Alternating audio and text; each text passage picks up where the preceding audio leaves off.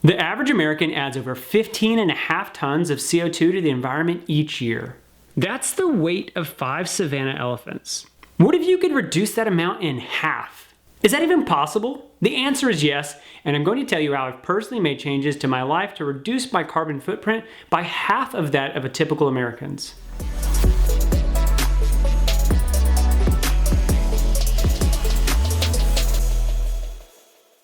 Hello, Nathan here from Measured Light.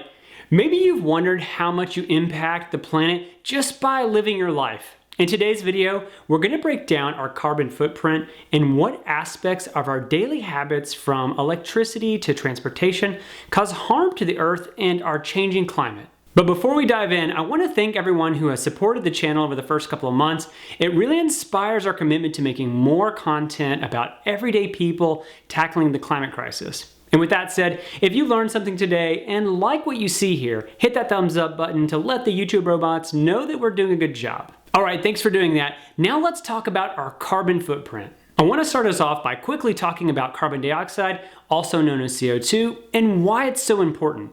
There are a lot of videos from scientists that will give you great information on why carbon dioxide is talked about so often, but I thought it was worthwhile to take just a moment for all of us to understand the importance of reducing our carbon footprint. Carbon dioxide is naturally occurring on the Earth and absolutely necessary for the atmosphere to stay warm enough for all life forms to exist on the planet. That means us. The problem is the natural cycles, such as the oceans and forests absorbing CO2, are now being overrun by the additional emissions that we humans are producing. A common metaphor I hear scientists using is that of a bathtub that's filling up faster than it can drain, which leads it to overflow. The same is true for the Earth, and with all of the additional CO2 in the environment that isn't getting processed quickly enough.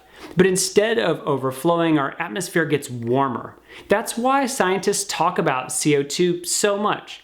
Though there are many types of greenhouse gases that are impacting the environment differently, what I'm learning is that carbon dioxide plays the most direct role in the heating of our planet. So now that we understand why releasing less CO2 is important, let's determine how much of it we're actually putting into the atmosphere. I'll be using this carbon emissions calculator provided by the EPA throughout the video. It's a great starting point for understanding how it is that we produce so much waste. It starts off by asking what our primary heating source is, for which I've chosen electricity, and it goes on to ask more specifically what your monthly natural gas, electricity, and other fuel bills are, and shows you how much carbon emissions are associated with your energy usage. As you can see, we produce over 5,800 pounds of carbon in our small household just through our energy usage. And this will be a primary point of discussion later in the video when we talk about reducing our footprint. Underneath your energy usage, there are a number of ways that you can reduce your carbon footprint built into the calculator. Those range from hanging your laundry on a line outside to dry through buying Energy Star appliances. For today's example, I'm saying that we do 2 loads of laundry each week on cold water and hang about half of those to dry. We also have an Energy Star refrigerator, and because we live in California, we don't have air conditioning. And yes, I know that's not possible for most of the world.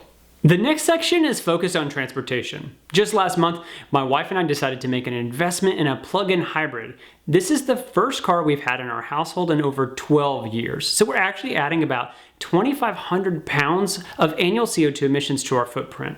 This wasn't an easy decision, but it was what was needed for now, and we know that we can sell the car in the future if it's not worth the burden.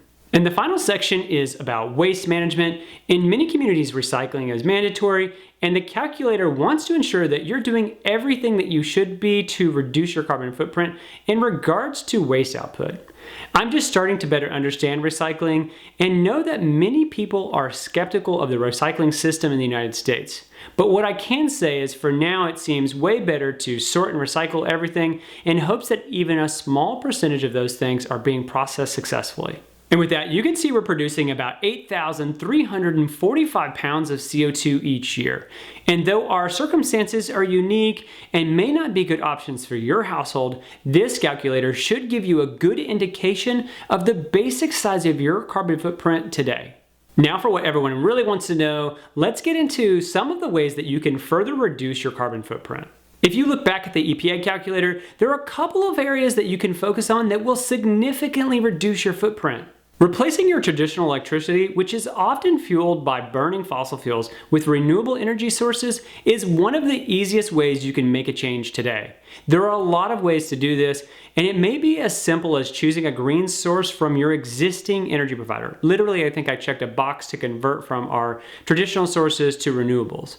In some communities, it may require that you use a third-party provider or buy offsets that are meant to balance out your CO2 emissions, but it's becoming easier and easier every day to make sure your energy is coming from solar, wind, or a combo of sustainable solutions. As you saw with my example, a car has a big impact, so reducing the number of cars you have, taking public transit, or even riding a bike could be a way to lower your carbon emissions, but this is a big ask depending on where you live and if your community has the infrastructure that really supports these forms of transportation.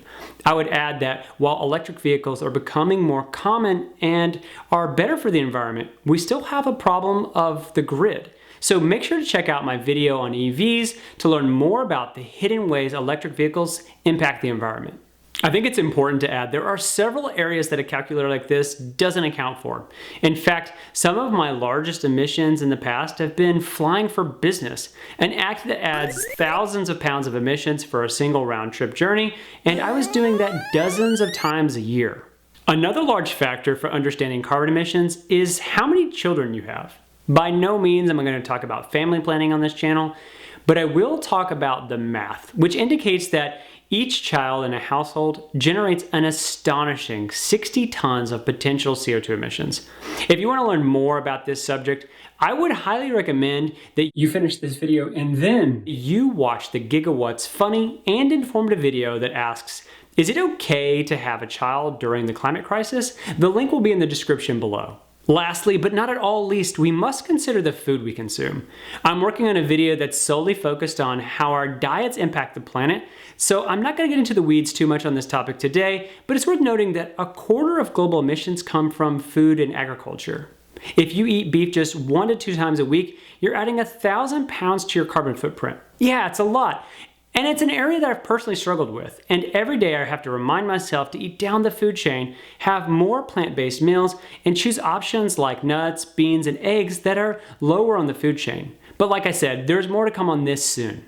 Wow, we covered so much in such a short period of time. I hope that you learned how to measure your household's carbon footprint, and please share with me in the comments below your ideas on additional ways that we could reduce our carbon emissions. If you made it this far in the video, please make sure to subscribe and hit that bell notification so that you'll be informed every time we post a new video. As always, I appreciate your time, and I'll see you back here soon on Measured Light.